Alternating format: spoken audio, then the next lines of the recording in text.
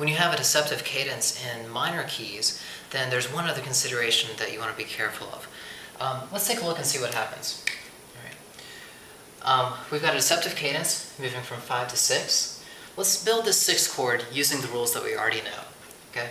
So we want F, F, A, C.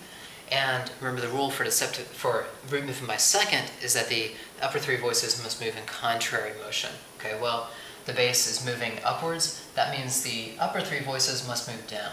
Right? So this note would move down to C. This note would move down to F, and this note would move down to A. Okay. All right. Everything looks okay. We don't have any parallelism, and it looks like we followed the rules and everything's all right. But let's take a close look at this interval. Okay. When you move from G sharp down to F, then you have an augmented second. This is an interval that is a little bit hard to sing, so you want to make it easier for the singers, and let's see what we can do to help us out with that. In order to do that, we will have to do what is called irregular doubling. Okay? Building a 4-part harmony chord, we have to double something. What we've done so far is double the root. Okay? Irregular doubling is when you double anything else besides the root. Okay? So if we don't want this G sharp to move down to F, then we can have the G sharp move up to A. Right? Then the E can move down to C, and then this B can move down to A as well.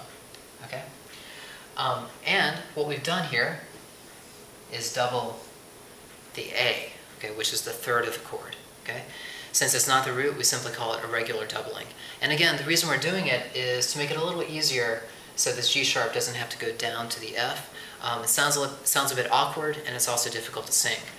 Okay, so we want to move that G sharp up to the A.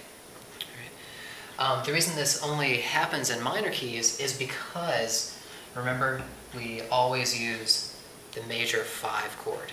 Okay? And it's because of that major 5 chord, because of that accidental, that we run into this problem of the augmented second. Okay. Do some practice with this, and then we'll talk about irregular doubling a little bit more in the next lesson.